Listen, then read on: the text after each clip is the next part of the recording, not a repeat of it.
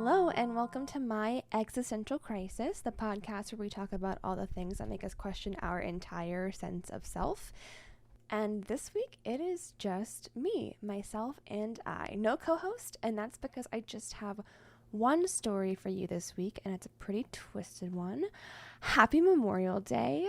I hope you're busy celebrating with some quality time with your loved ones, or if you'd like to be alone, more power to you. I do too. I hope you're enjoying your time by yourself. As much as I love David, I like my alone time, so I totally get it. We had a really nice weekend. It was super chill. I literally just woke up from a nap. So I haven't had a weekend with like zero obligations or shows or anything since December.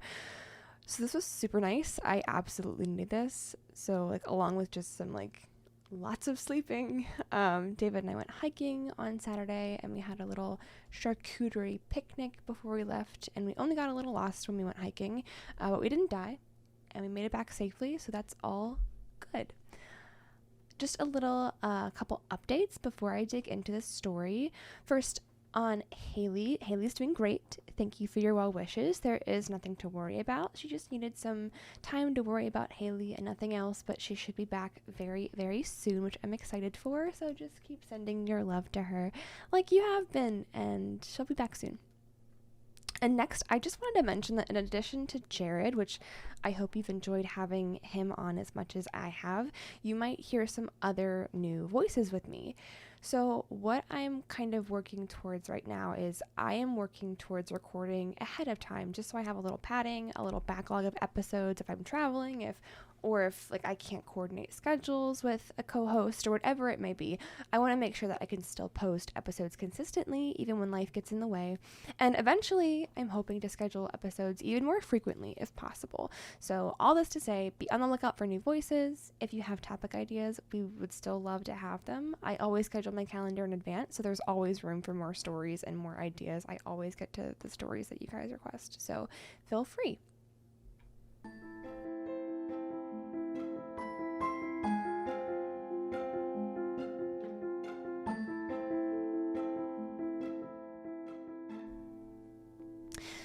So, like I said, this story is, it's a pretty twisted one. It's really two stories in one.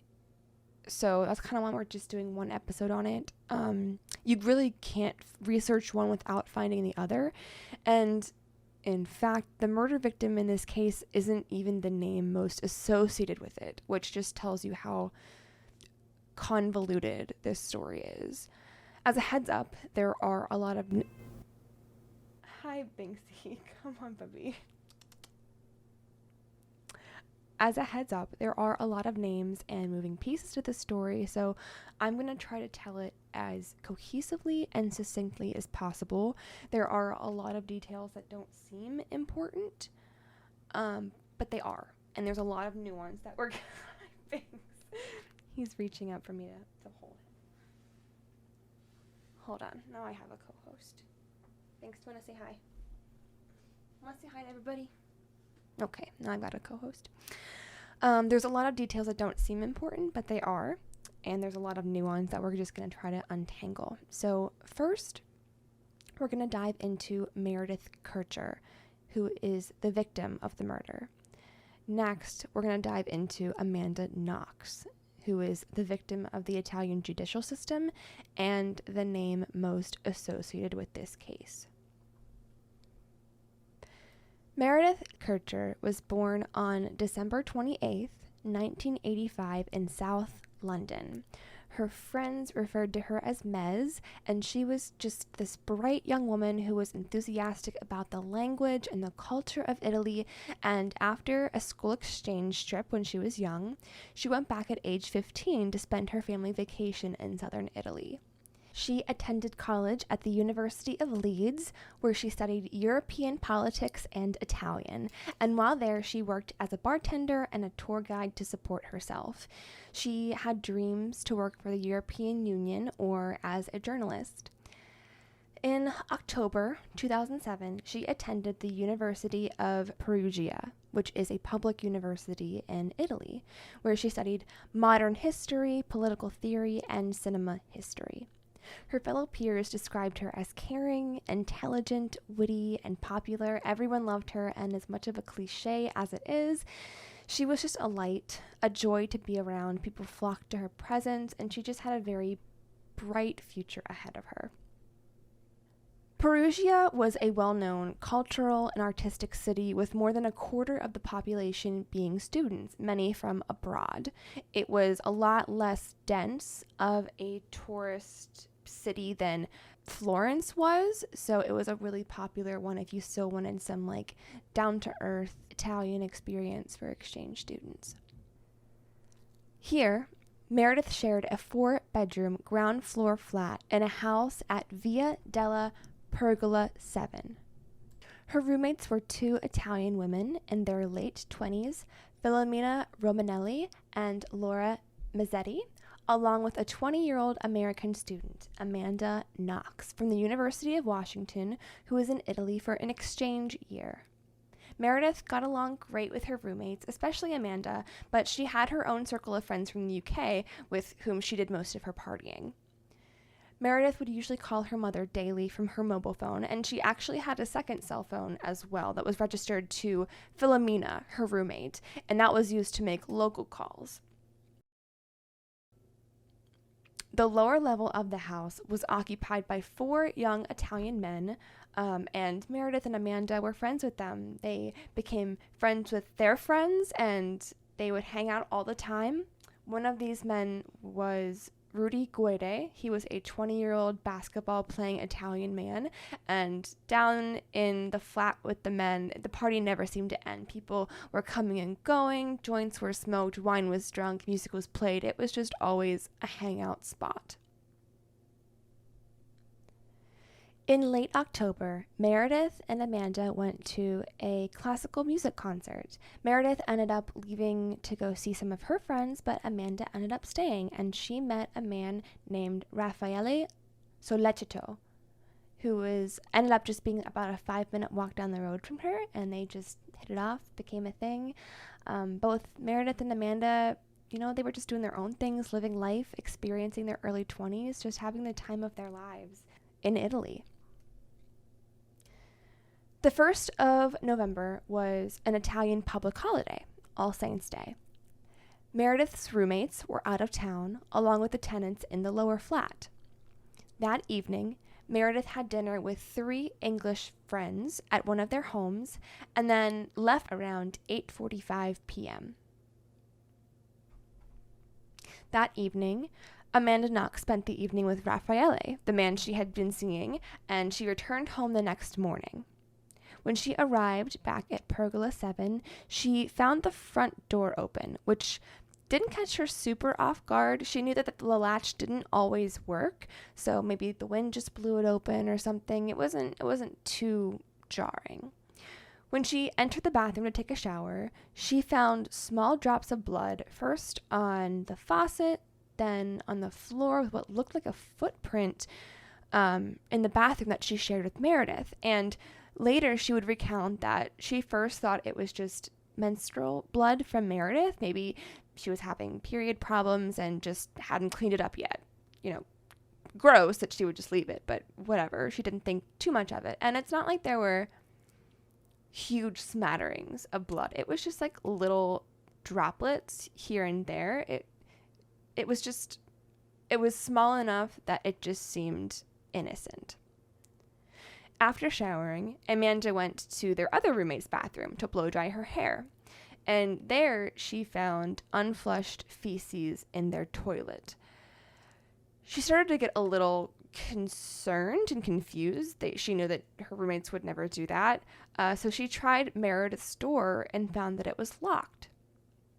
So she tried knocking. She didn't get an answer.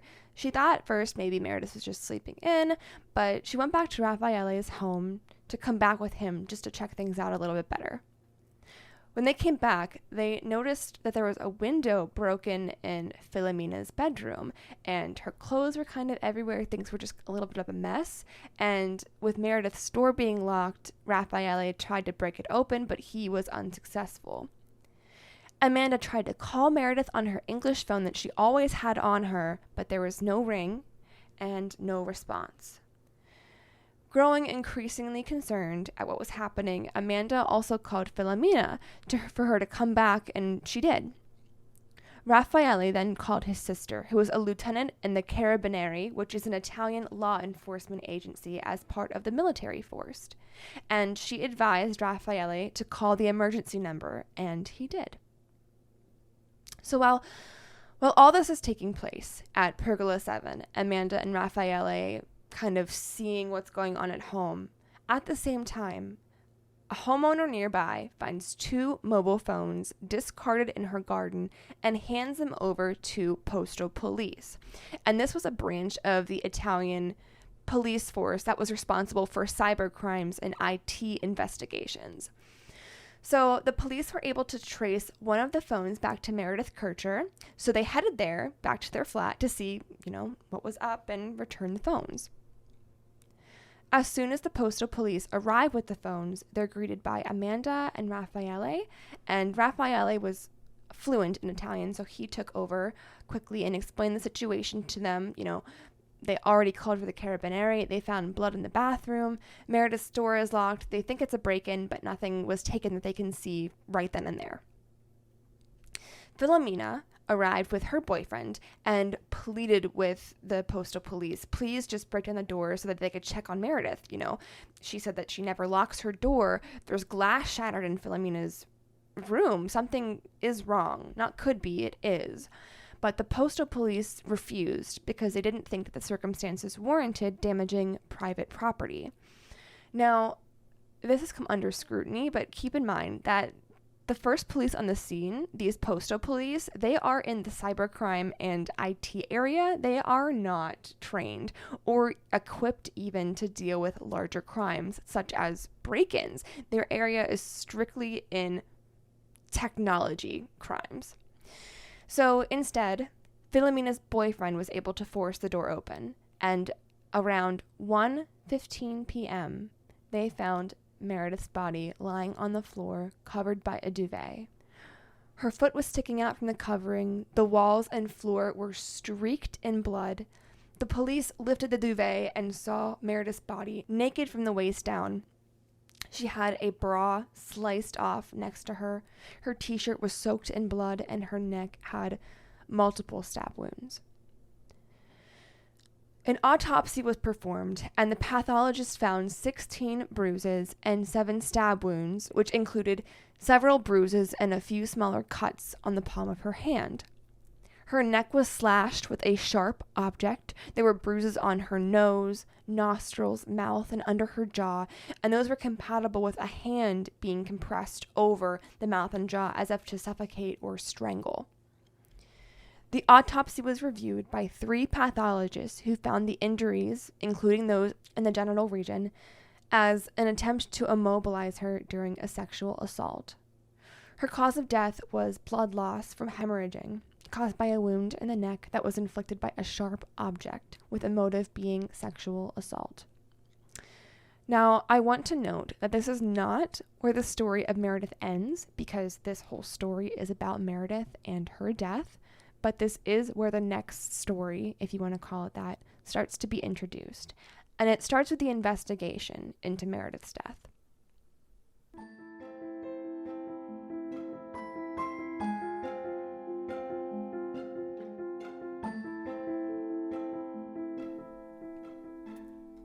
The first detectives on the scene were Monica Napoleoni and her superior, Marco Chiechera.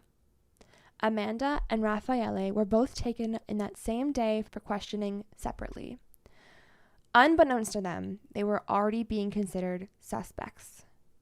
Napoleone was the one to conduct all the initial interviews and was immediately suspicious of Amanda Knox about her failure to immediately be suspicious about the open door, the blood, and the surrounding circumstances. Amanda later recalled that Napoleone was hostile to her from the very start, and additionally, Chiechera immediately discounted the signs of a break-in, instead claiming that they had been faked by the killer. It was also noted by Chiechera that they thought a woman would most likely cover the body, and who would shower in a blood-spattered bathroom? So For him, all signs kind of pointed to Amanda right from the get-go. Additionally, when the police arrived at the scene, after Meredith's body was initially discovered by them and the postal police, they found Amanda and Raffaele outside hugging and kissing, which to them didn't seem like behavior you'd expect from someone whose roommate had just been discovered to be murdered. Kercher was quoted saying that someone who knew Meredith and was let into the building by her was probably responsible for her murder. That same day, Rudy Guede fled Perugia. For 5 days, Amanda and Raffaele were interrogated by Italian police. Amanda tried recounting her side of the story, which was, these days, Amanda was spending most of her time at Raffaele's apartment. They had just met the week prior. They were in puppy love. They spent every minute together, and Amanda never really was home except to maybe shower, get a couple things, but most of the time they were just hanging out at Raffaele's. On November 1st, 2007, Amanda and Raffaele were eating pasta at her flat when Meredith came out of her room and said she was taking off to spend time with friends. Amanda said, "See you, ciao," and those were the last words she would ever say to her friend. After eating pasta, Amanda and Raffaele decided to head back to his place and watch Amelie, which was Amanda's favorite movie. That evening, she realized she was supposed to be working a shift at the bar, but she was relieved when she saw a text message from her boss, a Congolese man named Patrick Lumumba, telling her that she didn't need to come in. It was pretty slow after the Halloween crowd from the previous night, so they weren't expecting anything too busy. So Amanda, she was relieved, and she responded with, "See you later. Have a good evening." And the rest of the night, she spent it with Raffaele until she headed back to her flat the next morning and found Meredith ultimately. However, the police wouldn't listen. In fact, they believed Amanda was a witness to the murder and assault.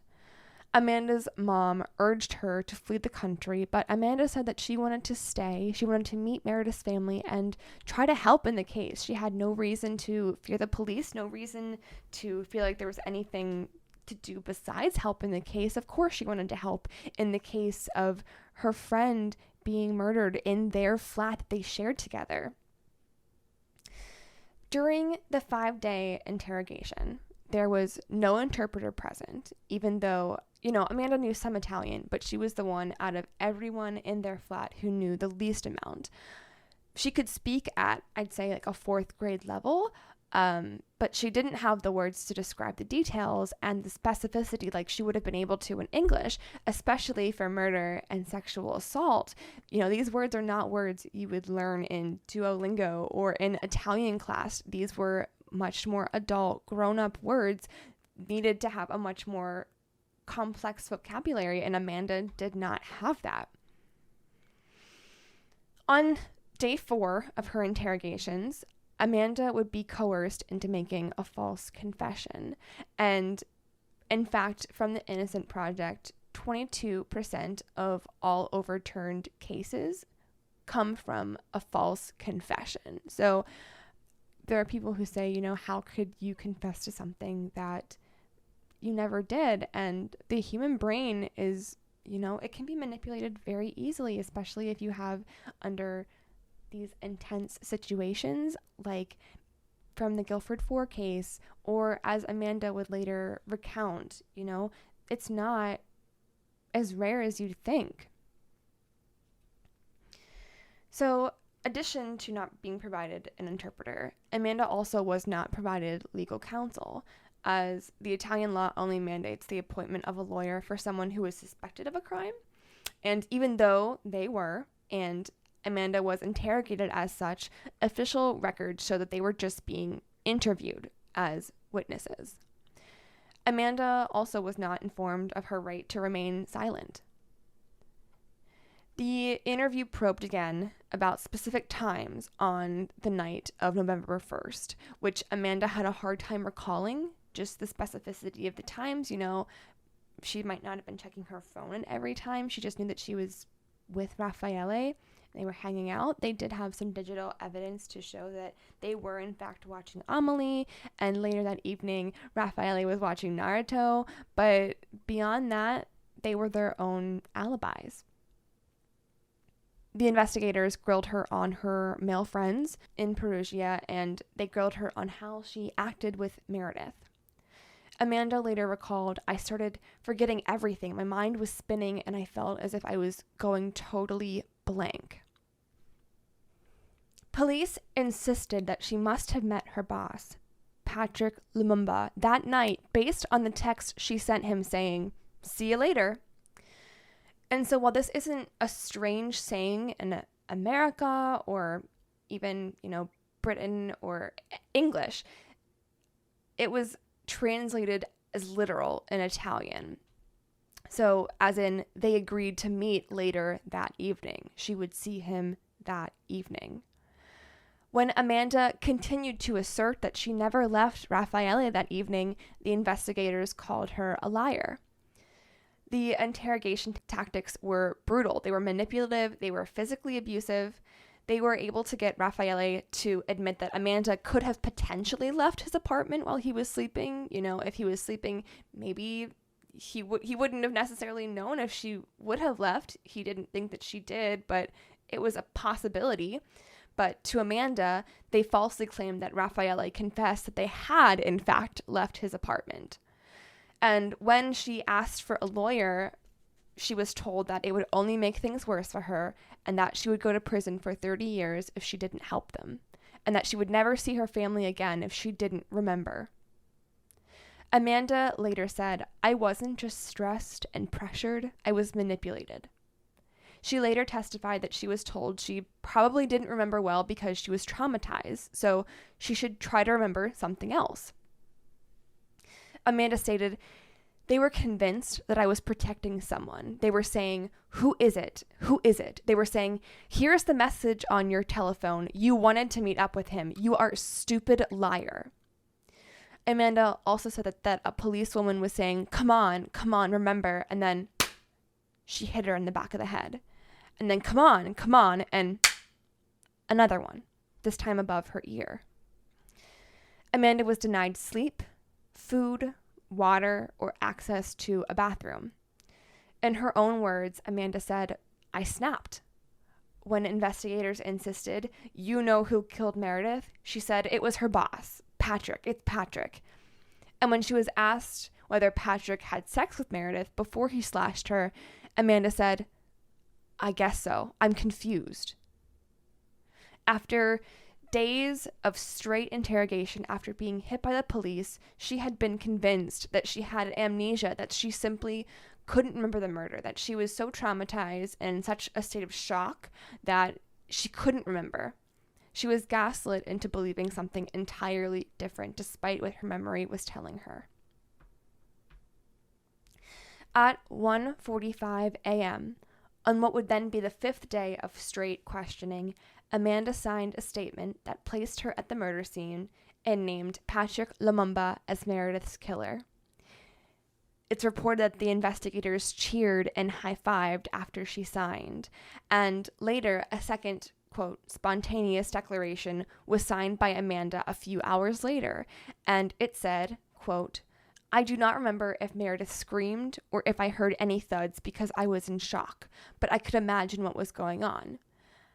And that is accurate. She didn't know if Meredith screamed. She didn't know if she heard any thuds. She wasn't in shock, but that's what she was taught to believe by police. And she could imagine what was going on. After everything was being fed to her and planted in her brain, she could absolutely imagine the scenarios that the police were putting on her. This statement came after investigators insisted that she did hear Meredith's screams as she was being attacked. In the afternoon of what was now the 5th straight day of interrogation, later on, after she had signed these statements, after Amanda was finally able to sleep, finally away from the constant interrogation, she realized what happened. Immediately, as soon as she could, Amanda tried to recant her confession, saying that what she signed absolutely did not reflect her actual memories. but it was too late. Amanda, Raffaele, and Patrick were all arrested.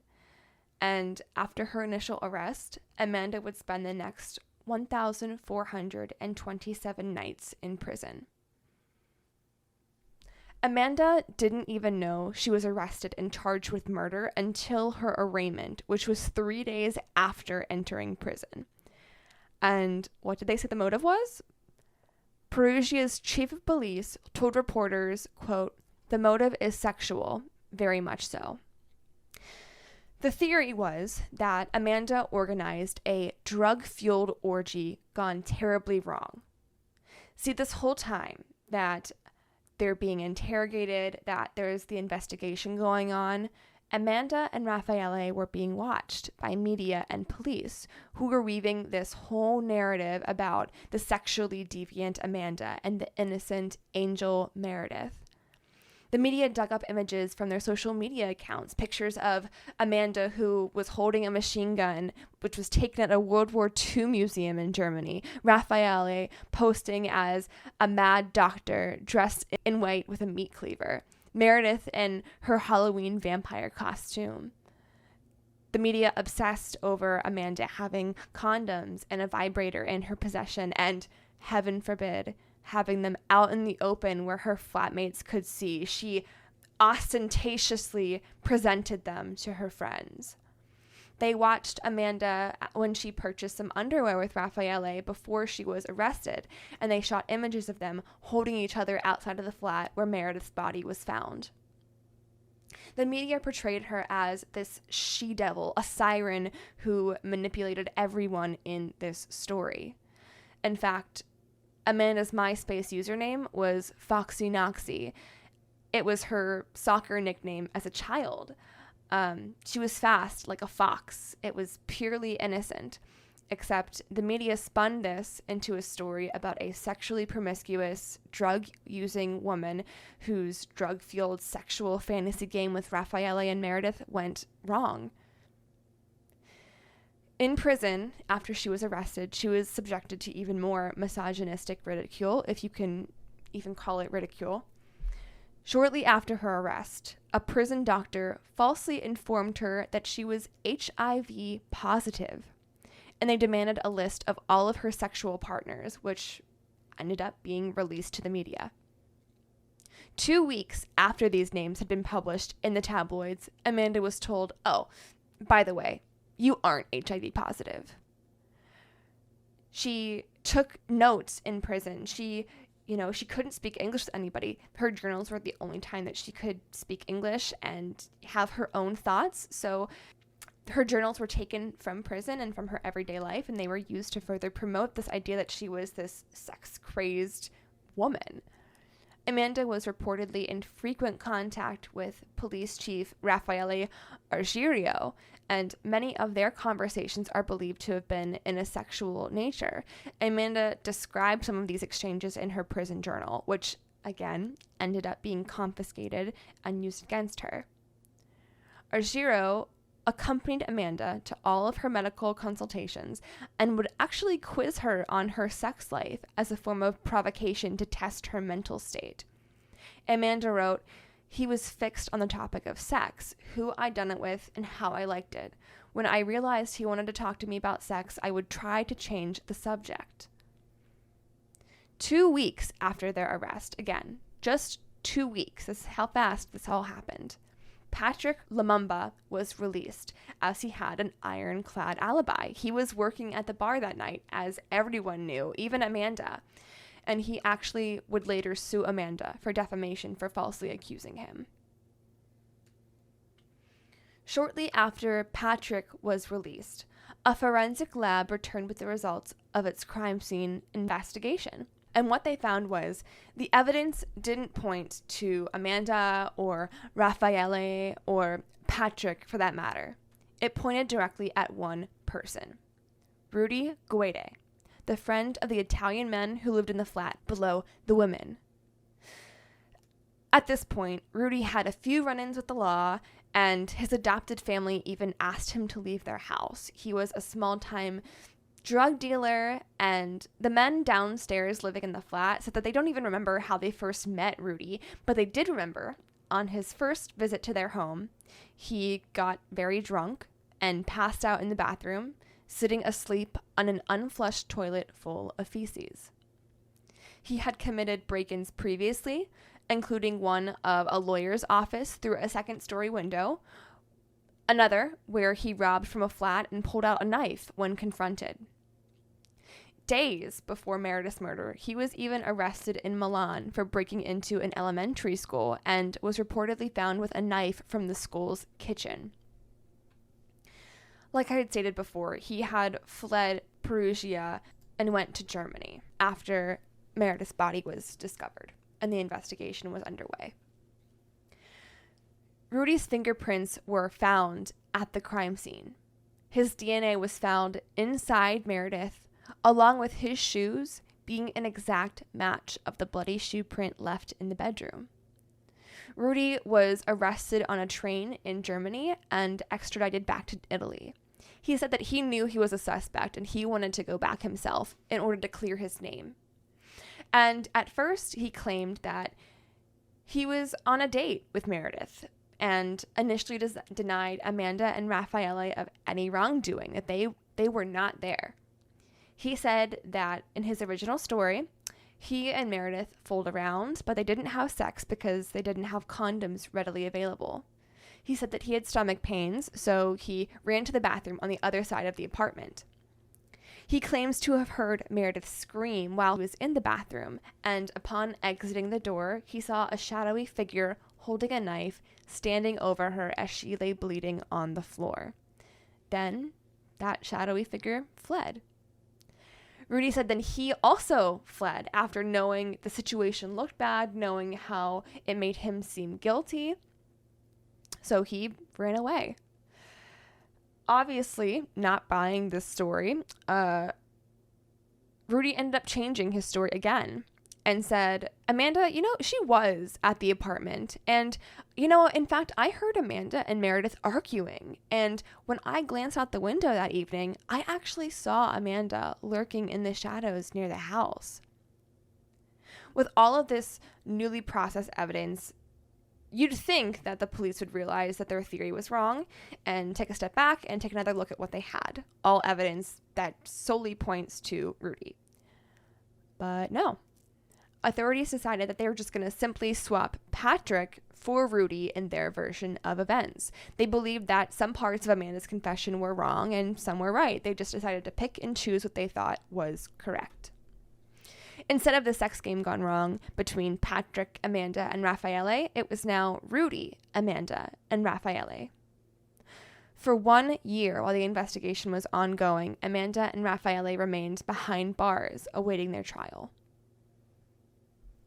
So, first, the trial of Rudy Guede. Rudy opted for a fast-track trial. This meant he did not testify, and he was not questioned about his statements, even though he gave conflicting accounts and varying stories. He was not charged with having a knife and attacking Meredith, even though she had stab wounds, and his DNA was all over the room. Rudy was charged with murder, but the official judge's report on the conviction specified that he had not had a knife or stabbed Meredith, hadn't stolen any of her possessions, and was found that he had to have had an accomplice. And what was the reasoning for that? Well, the judge said that Rudy wouldn't fake a burglary because right away it would have pointed to his other break-ins as evidence, and that would have given him away. So basically, they gave him a lot of credit for being much smarter than he really was. He was found guilty in October 2008 of murder and sexual assault and sentenced to 30 years in prison. The murder happened on November 1st, 2007. Amanda and Raffaele's trial didn't begin until January 16th, 2009, and they had remained in prison that whole time. When their trial began, they were charged with murdering a Meredith in her bedroom. They were charged with sexual assault, carrying a knife, which Rudy was not charged with, staging a burglary, the theft of 300 euros, 2 credit cards, and 2 cell phones. Amanda and Raffaele, they both pleaded not guilty. But the prosecution claimed that Amanda attacked Meredith in her bedroom, repeatedly banged her head against the wall, forcefully held her face, and tried to strangle her. The prosecution hypothesized that Rudy, Amanda, and Raffaele had removed Meredith's jeans and had held her on her hands and knees while Rudy sexually assaulted her. That Amanda was the one to cut Meredith with a knife before inflicting the fatal stab wound, and that she had been the one to steal Meredith's mobile phones and money to fake a burglary. The prosecution's case was mainly focused around Amanda's private and social life rather than evidence because they didn't have any evidence. There was zero hard evidence backing up any of their story. I would say the only evidence that the prosecution claimed to have was traces of both Amanda's and Meredith's DNA on a knife found in Raffaele's apartment. They assumed that this kitchen knife was the murder weapon, but the cut on Meredith's neck wasn't deep enough for that to be the case. And additionally, the DNA sample was so minuscule that it couldn't even be retested to see if it was true or if it was just a case of cross-contamination. Additionally, the prosecution claimed that the bra clasp found near Meredith's body was said to have Raffaele's DNA on it. This would be damning if true, but it was actually also the result of contamination, as this had not been tested until 6 weeks after the crime took place. The prosecution claimed that Amanda and Raffaele cleaned up their DNA and left Rudy's. Yes, that you heard that right. They claimed that they were able to distinguish between their microscopic invisible DNA and Rudy's and only clean up their own. The defense asked the judge to order an independent review of this physical evidence that the prosecution had. They were confident in this being so absurd, but the judge denied the motion. Next, Amanda took the stand to testify, but unlike in America, a defendant who gives evidence is not given an oath because they're not technically considered to be a witness. They are assumed to be lying to protect themselves. At her trial, she testified about her HIV scare. She said, "I was really worried. I was crying. I thought I was going to die and not be able to have children. They took the test 3 times over 2 weeks, and I was under so much pressure and stress because I thought I had AIDS. For weeks, she thought that she was HIV positive, in addition to, being arrested for murder." Additionally, another difference in Italian court is that a settled verdict of another case can be used to support circumstantial evidence. So, in Amanda's case, the official report on Rudy Guede's conviction was able to be introduced as showing that Rudy had accomplices, even though there was no proof of that scientifically. In December of 2009, over 2 years since the murder, prosecutor Giuliano Bignini said in his closing arguments, quote, "It's easy to imagine Amanda angry at the British girl for her increasing criticism of Amanda's sexual easiness, reproaching Meredith for her reserve. Let's try to imagine she insulted her. Perhaps she said, 'You were a little saint. Now we'll show you. Now you'll have no choice but to have sex.'" Bignini continues, "The British girl was still on her knees. Rudy was to the left. Raffaele brought himself around behind her and tried to tear off her infamous bra clasp." The prosecution called Amanda a drug-addled whore with the face of an angel. After their closing remarks, the prosecution then played a 3D computer-generated animation featuring avatars representing Amanda, Raffaele, Rudy, and Meredith, all dramatizing the improbable hypothesis for the murder. And when the show was over, co-prosecutor asked the jurors to give Amanda and Raffaele life imprisonment. During the murder trial, Amanda was also being tried for falsely accusing Patrick of killing Meredith. Patrick's civil attorney told the jurors that Amanda, quote, resides a double soul. The angelic and compassionate, gentle and naive one, and the satanic, diabolical Luciferina who was brought to engage in extreme borderline acts.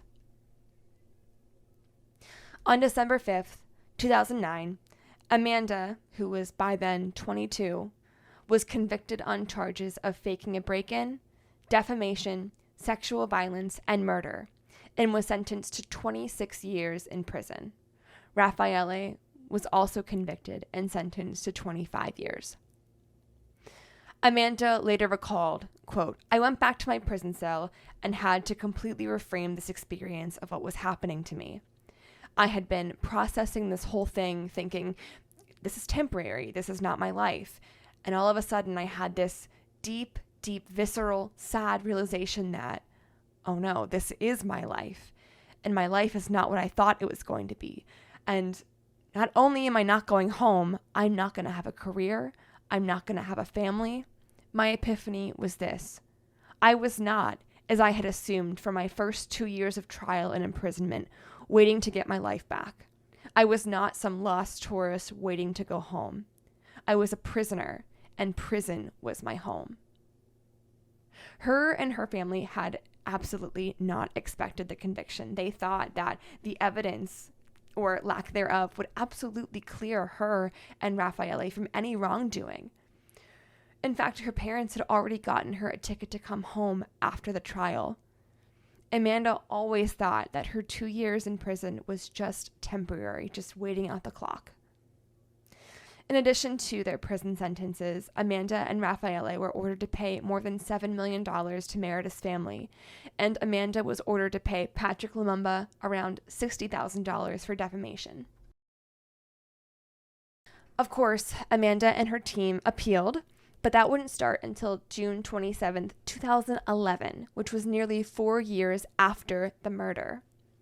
The appeal opened with Rudy Guede testifying against Amanda and Raffaele. The defense contested the evidence and questioned the credibility of the witnesses, including Rudy. A court-ordered review of the forensic evidence finally took place, and it was concluded that no trace of Meredith's DNA had been found on Raffaele's kitchen knife. Court-appointed experts later testified that the initial investigation was so badly botched by police that the evidence should absolutely be ruled inadmissible. In fact, the forensic witness even told the judge that the DNA sample from Meredith's bra clasp was so poor and so mixed that, quote, I could find your DNA too. Amanda and Raffaele's defense team presented exculpatory evidence that Rudy Guede's DNA was found on the victim's body and in her bedroom, suggesting that he was the sole perpetrator of the crime. 500 journalists from around the world were there for the verdict announcement on October 3rd, 2011. 2 years after her first trial and 4 years after the murder of Meredith, Amanda and Raffaele's convictions were overturned. In an official statement giving the grounds for the acquittals, the judge said Amanda had been confused by interviews of, quote, obsessive duration in a language she was still learning, and forensic evidence did not support the idea that Amanda and Raffaele had been present at the murder. Despite what the prosecution had argued, it was emphasized that Amanda's first calls did raise the alarm and brought the police, which made the prosecution's assertion that she had been trying to delay discovery of the body unfounded. Immediately upon hearing the verdict, Amanda burst into tears, and a day after the ruling, she flew home straight to Seattle, Washington. In fact, she had to be reminded by her family to speak English because she had only spoken Italian for 4 years. She would forget and fall right back into it. When she arrived at the Seattle airport, there was a press conference, and Amanda didn't know that was planned. She was just surprised whenever she saw everybody there waiting for her. She was happy to see her friends and family, but there were all these news reporters, and she said that she was expected to say something. So she said, I'm really overwhelmed right now. I was looking down from the airplane and it seemed like everything wasn't real. What's important for me to say is thank you to everyone who has believed me, who has defended me, and who supported my family. After she was released, Amanda said that she had absolutely no idea how the media and the courtroom were fueling each other. She had no idea how the narrative was spinning so wildly out of control.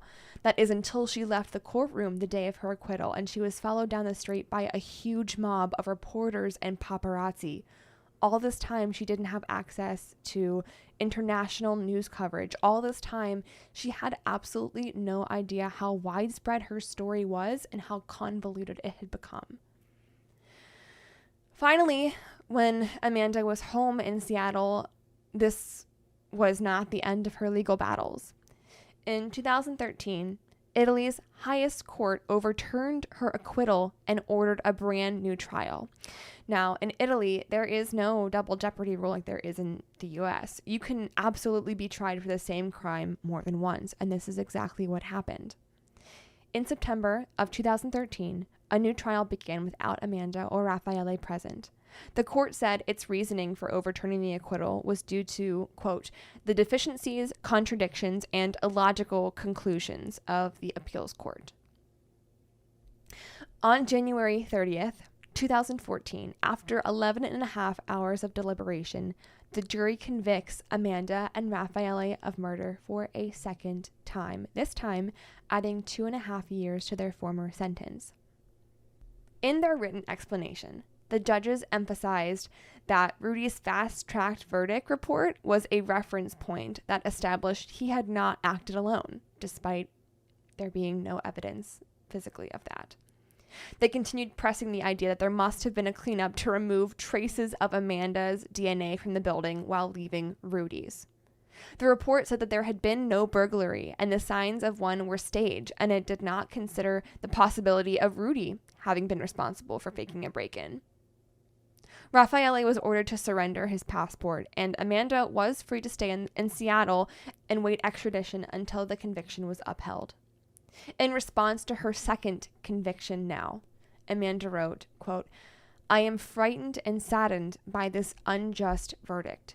Having been found innocent before, I expected better from the Italian justice system. The evidence and accusatory theory do not justify a verdict of guilt beyond reasonable doubt. There has always been a marked lack of evidence. This has gotten out of hand. Most troubling is that it was entirely preventable. I beseech those with the knowledge and authority to address and remediate the problems that work to pervert the course of justice and waste the valuable resources of the system. On March 27, 2015, Amanda and Raffaele once again appealed this second conviction. Finally, the Italian Supreme Court ruled that the entire case lacked foundation and definitively acquitted them of the murder once and for all. Instead of just simply saying that there were errors in the earlier court cases or that there wasn't enough evidence to convict, the Italian Supreme Court actually stated that Amanda and Raffaele were innocent, completely innocent, of involvement in the murder.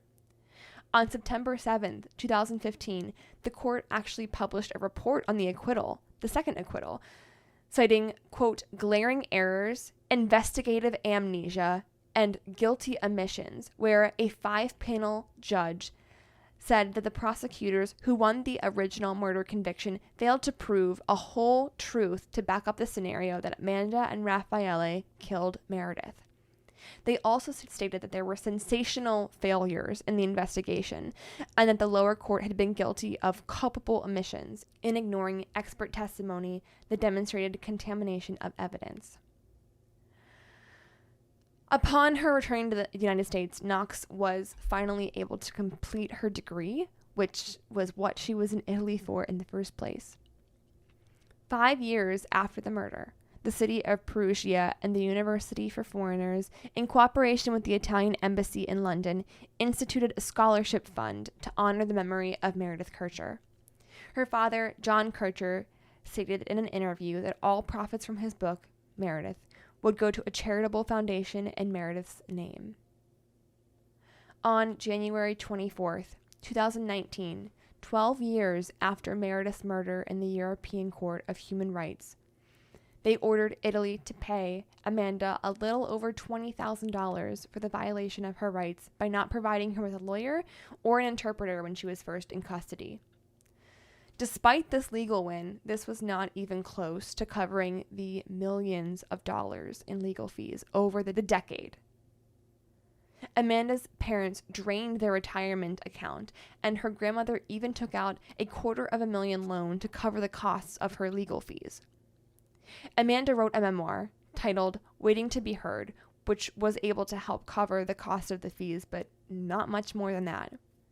There are multiple documentaries detailing the events of the case, and now Amanda spends her time advocating for others who are wrongfully imprisoned through the Innocent Project. She hosts the podcast The Truth About True Crime and Labyrinths. She was able to fulfill her dream of having a family, having a husband, and being a mother when her daughter Eureka was born.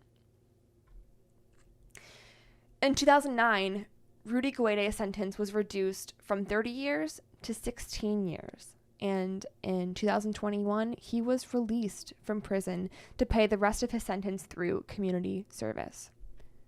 After he completed his sentence, Rudy said he wants to be forgotten, and in truth, he probably will be.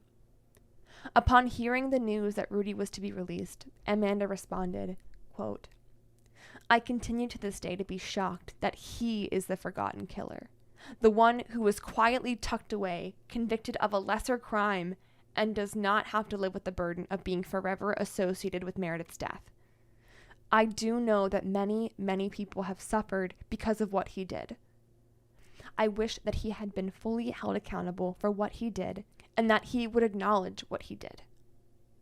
In an interview with Good Morning America, Amanda Knox said, quote, "I am the one who has been condemned to live with his infamy.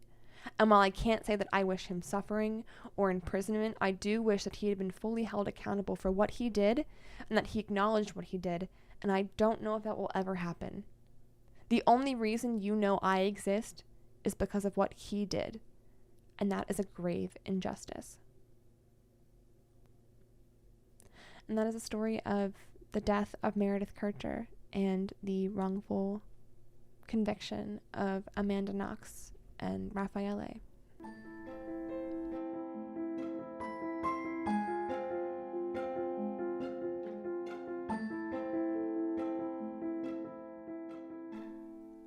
Thank you so much for listening. I hope you guys enjoyed this episode, even though it was longer and it was one story and it was a little bit messy, but I tried to piece it together as best as I could. I tried to sort through all of the information as best as I could, all of the reports, all of the media tabloid false information, all of Amanda's interviews and her own personal accounts. This story has been one that has, much like the Watcher House, haunted me ever since I first heard of it, and I can't shake it from my mind. I even think that David and I are heading to Italy this summer, and the very first thing that I said was, we can't this case was the very first thing that I thought of when heading to Italy. It wasn't, seeing the Statue of David or seeing the sights. It was this story, and my first thought was, there can be nothing that we do wrong because we don't know what would happen. I do want to say that the Kercher family, they are also victims in this. They've had to relive Meredith's death over and over and over again, and they have also been denied reconciliation, denied any sort of respite or closure in the case. They were shocked and they were upset with the overturning of Amanda and Raffaele's convictions, mostly because of the botched trial from Rudy, who had said that he had to have had accomplices. They still have questions. They still feel like they haven't quite gotten justice for their daughter that she deserves, and they're right. They have not gotten the justice that Meredith deserved. She didn't deserve to have this as her justice. She didn't deserve for it to be this convoluted. She didn't deserve for her murder to turn into this media circus. And so her family they're victims too, and they still deal with her loss every day. They deal with not having answers. They deal with all of it. It's not just Meredith who died. It's not just Amanda who was imprisoned. It's everyone in this story was affected so heavily by it. If you have a story that you would like us to cover, feel free to let me know. You can email us at myexistentialcrisispodcast@gmail.com. You can send us a DM on social media. Feel free to follow us at MECrisisPod on Twitter, Facebook, and Instagram. And smash that subscribe button. Hit that like button. Follow us so you can get more content like this. And you can hear more really fucked up things that make us question our entire sense of self. All right. Bye, guys.